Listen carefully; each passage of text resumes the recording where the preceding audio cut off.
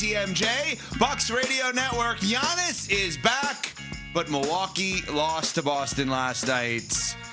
108-91. Boston is now 41-20. They already hit the DraftKings over for the season totals, and they have games remaining. Milwaukee is 26-34. They are 3.5 games back of the play-in, but Giannis is back. Many people speculated after he got hurt January 23rd with that calf strain, he may never play another game for the Milwaukee Bucks as the trade deadline was coming up a couple weeks later.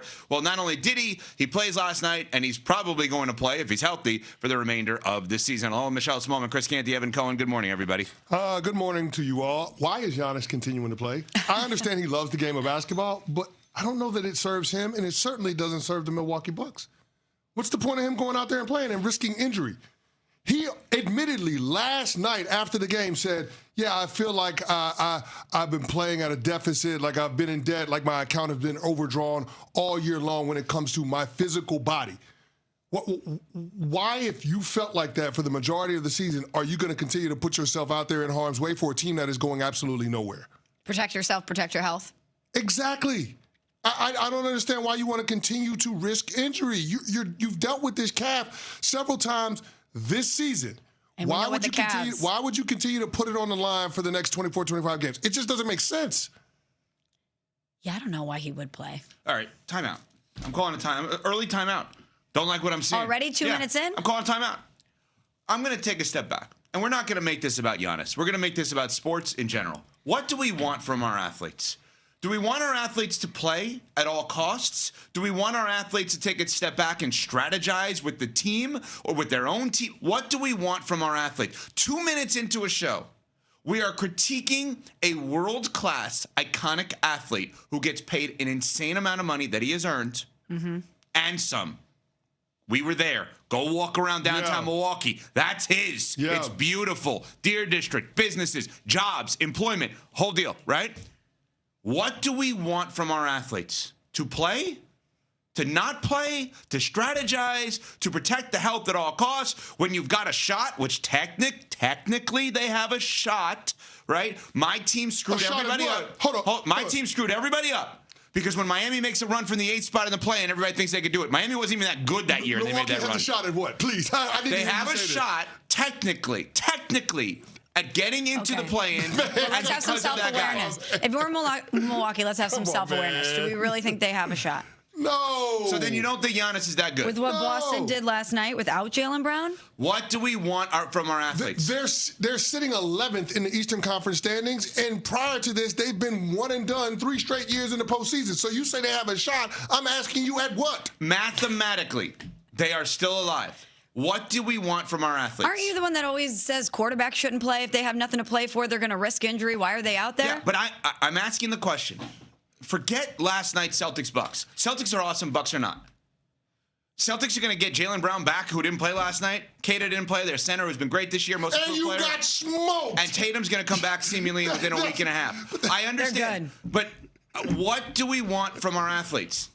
Tell me. Well, actually, you bring up a very interesting question, particularly when it comes to the NBA, because they're the league where we have all of this conversation constantly about load management, about tanking, about athletes not being out there. The league is doing things to put guardrails up to protect their fans from not being able to see the star players in action for a variety of reasons. So you do bring up an interesting point, but I do think it's case by case.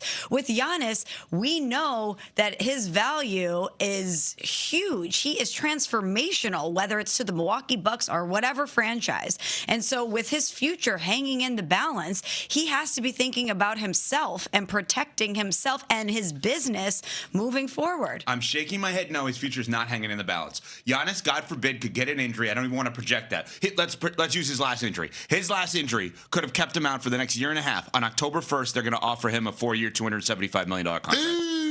His future is not in the balance in any way, shape, or form. But there's a question about where he's going. I completely agree with what you're saying. His future is not in the balance. Giannis is set. He's one of the greatest players to have ever played the game. There's no question about that. You asked the question about what do we want from our athletes. It's a very simple answer. We want the best athletes on the biggest stages that the game has to offer with the stakes at the highest. That's what we want. That's not going to be possible for the Milwaukee Bucks. So what's the next best thing for the franchise? What's the next best thing for the player this year? That next best thing is making sure that you don't devalue an asset in Giannis that has already missed a huge portion of this season due to injury and has told you that he hasn't felt like himself this year. If you're making the statement that he has been the most valuable player in the franchise's history, not debatable. Why would you do anything to jeopardize the value that he represents to your team? I didn't. He played last night. That's what he wants. Whether or not you keep him or you trade him. Whatever he wants, he gets.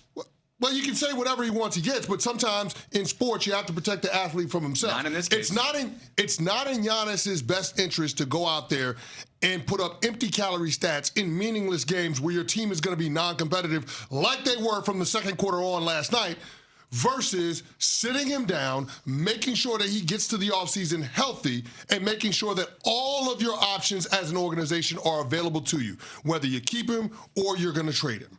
So back, I think, in November, when we were having questions about Joe Burrow and whether he should play, and he wanted to be out there and play for his team, you suggested that he shouldn't, right? Mm-hmm. And why was that? Well, the NFL is different than the NBA. Players run the sport in the NBA. They don't in the NFL. Joe Burrow seems to be running things pretty well. Well, no, he's not. That's my issue. But he's not running it pretty well. Let me remove that word. He is. He has the power. He has the power. Thank you. Right. But you pointed out, this is a different sport. The NBA, most people listen to us right now and say, get to the NFL. Let's be honest.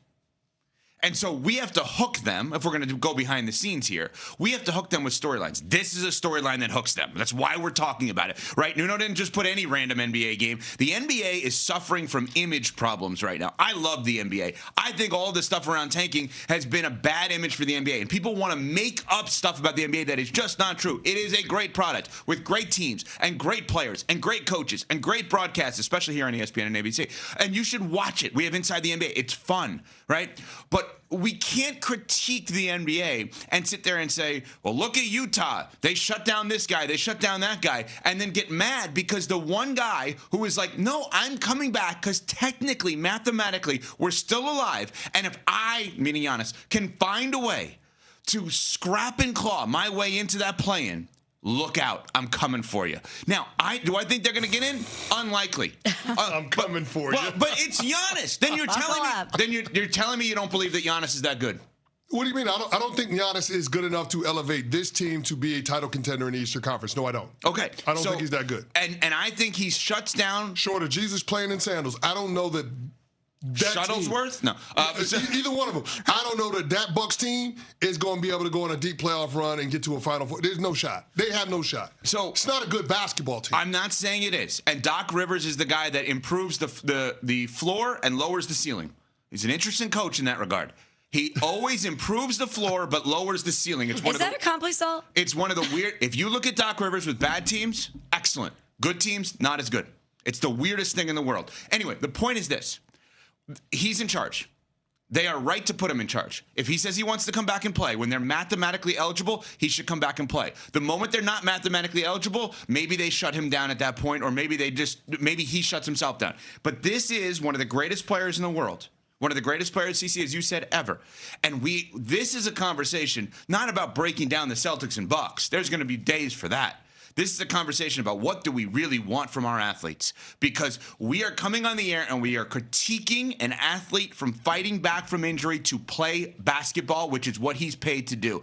I understand where you guys are coming from. I've gone to the same place, as you just said, with NFL players. But in reality, we probably, and I've made the mistake, we should all be praising someone like Giannis or someone like Joe Burrow who says, screw that. I love this thing. I'm coming back and playing. No. I'm not praising Giannis.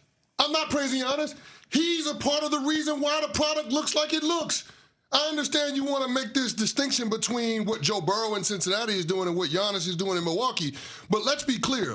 Giannis being unclear about what his future plans are and where he wants to play has put this organization in purgatory. They sacrificed their future by doing the wave stretch with Damian Lillard in order to make room to sign Miles Turner to a contract that he was never going to be able to deliver on in terms of the return on investment. They put this team together because they were terrified that Giannis would leave. If Giannis told them, I'm committing to this team long term and that I don't want to play anywhere else, then all of a sudden the structure, the composition of this team looks completely different. So I don't absolve Giannis of any blame when it comes to a terrible product that's on the court. Yeah, he's a phenomenal player, top 5 in the game. It's not debatable. But because of the indecision, because of the uncertainty around his future, the team has been put in a position where they have a roster that doesn't necessarily fit together and it doesn't accentuate his skill set. And as a result, you got a product on the court that's capable of getting blown out by 20 on your home court with the team that was missing their best player this season and their best big man in the last couple of months. That's unfortunate. Coming up, Tag, you're it. After Small says this from H&R Block. That's right, Ev. Life is full.